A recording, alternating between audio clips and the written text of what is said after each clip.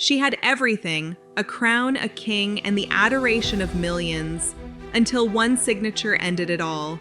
Soraya Esfandiary-Bakhtiary wasn't just a queen, she was the queen.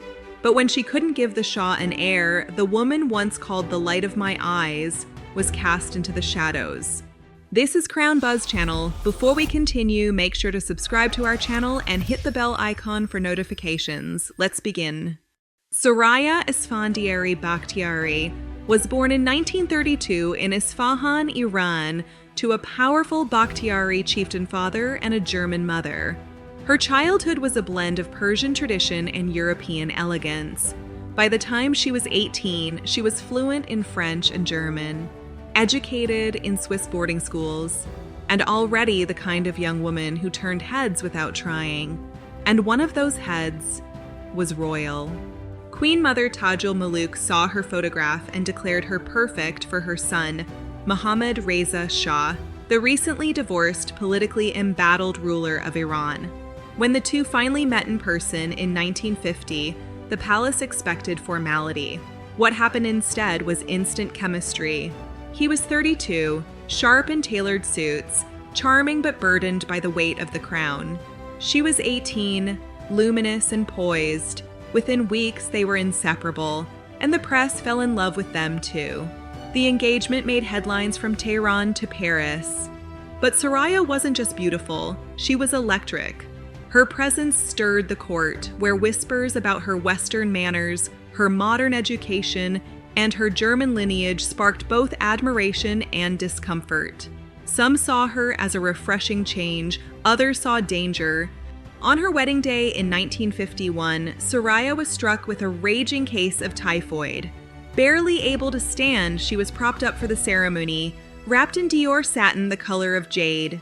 The wedding went on, glittering with emeralds, state guests, and endless expectation. Fevered and trembling, she walked the aisle. The world saw a princess. Only a few knew she could barely speak her vows.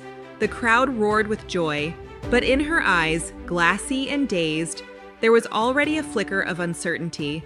From the outside, it looked like a dream, but beneath the diamonds and silks, cracks were already beginning to show, and they would only get wider. Behind the cameras, Soraya found herself in a palace of glass. The role of queen was mostly ceremonial. She had no real political influence, and her views were often dismissed. And then came the most painful blow: infertility. For 7 painful years, Soraya and the Shah tried everything: herbal remedies, prayers, even European doctors. But no heir came. The pressure mounted and the whispers grew louder. Clerics demanded the Shah remarry. The public was torn, some sympathetic, others brutally cruel. Inside the palace, the once passionate marriage began to fracture. Still, the Shah resisted. He told her time and again that he would never replace her. "If I must choose between you and the crown," he said once, "I choose you." But love doesn't always win, not when a throne is at stake. Rumors swirled that the Shah's enemies were plotting, exploiting the vacuum of succession. Whispers turned into ultimatums. The Shah was cornered. He adored Soraya, that much was clear. Letters revealed he begged her to allow him a second wife solely to produce an heir, a solution rooted in ancient royal custom. But to Soraya, it felt like betrayal. She refused. A love built on devotion couldn't survive as a transaction. Behind closed doors, Soraya's world was unraveling. She confided in only a few trusted allies who recalled late-night tears, pages of torn-up letters, and quiet pleas to a God who never answered. "I am not enough," she once wrote in her diary, "and yet I cannot be replaced."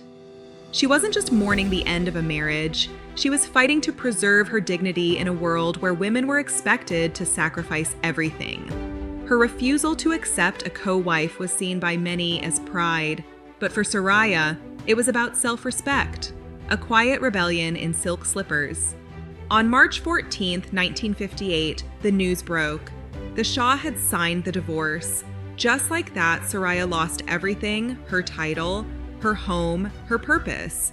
There was no public farewell, no royal procession, only a cold type statement from the palace, and silence. The Shah reportedly wept. Soraya fled to Europe, shattered. Rumors swirled. Had she truly run out of options? Or was refusing a co-wife her final act of dignity? Or was it her quiet bravery, refusing to share the man she loved, that made her truly royal? Either way, she walked away, but never really left the throne behind. Not in memory, not in mourning, not in myth. After the divorce, Soraya vanished from the Iranian royal court, but not from the public eye. In Europe, she became a sensation. Paparazzi followed her through Paris, Rome, and Munich. The press dubbed her the sad-eyed princess. Her heartbreak was tabloid gold, and she didn't hide it.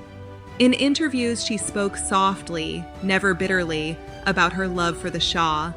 But beneath the elegance was a woman grieving not just a man, but an entire identity.